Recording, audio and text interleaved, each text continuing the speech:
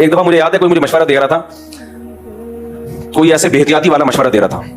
میں نے کہا یار حالات ٹھیک نہیں ہے, اس طرح میرا جانا ایسے موقع پہ وہاں ٹھیک نہیں ہے, آج کل تھریٹس بہت ہیں, تھوڑا پرانی بات ہے, جان کا خطرہ ہے. اس نے کہا اللہ نے چاہا تو اللہ بچائے گا. میں نے کہا اللہ نے نہیں چاہا تو تیرا باپ بچائے گا پھر؟ نہیں اللہ نے چاہا تو اللہ بچا لے گا. یہ تو ہمیں پتا ہے اللہ نے چاہا تو بچائے گا, لیکن مجھے پتا ہے کہ اللہ چاہتا ہے کہ نہیں چاہتا. میں بلیچ پی رہا ہوں, اللہ نے چاہا تو اللہ بچا لے گا. مجھے پتا ہے یہاں فلاں جگہ پہ دہشت گردی ہے, قتل و غارت ہو رہے ہیں, نہیں جاؤ بھائی, وہاں پہ بم پھٹ رہے ہیں, حالات خراب ہیں, اللہ نے چاہا تو اللہ بچا لے گا.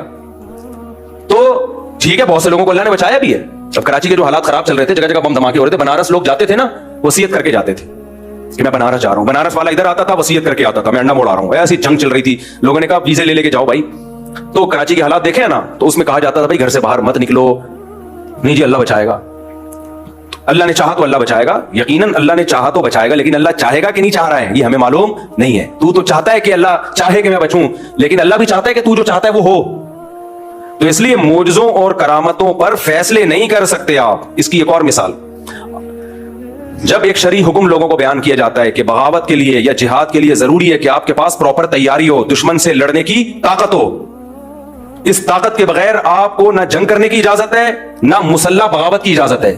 جب تک آپ کے پاس پاور نہیں ہے, سامنے ٹینک ہے آپ کے پاس, اس کے مقابلے میں نہ ٹینک ہے نہ جہاز ہے, کچھ بھی نہیں ہے, تو آپ کیسے بغاوت کرو گے؟ لوگ کہتے ہیں بدر میں کیسے ہو گیا تھا, 313 نے 1000 سے مقابلہ کیا, اور خالد ابن ولید نے 60 سے 60,000 کا حصار توڑا.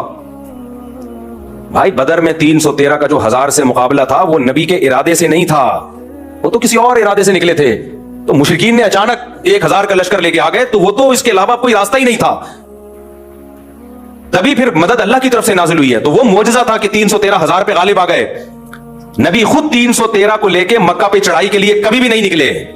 نبی مکہ پہ چڑھائی کے لیے اپنے ارادے کے ساتھ اس وقت گئے ہیں جب 10,000 کا لشکر تیار ہوا ہے, پھر آپ نے مکہ پہ اٹیک کیا ہے.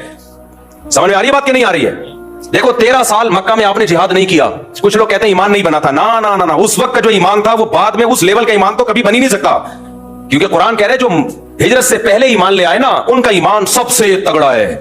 بلال حبشی کا ایمان رضی اللہ عنہ, ابو بکر کا ایمان, عمر بن خطاب کا ایمان, سیدنا علی کا ایمان, سیدنا عثمان کا ایمان, سیدنا عبداللہ بن مسعود کا ایمان. یہ وہ لوگ تھے جب اسلام انتہائی کمزور تھا, ایسے پاورفل ایمان والے لوگ تھے یہ.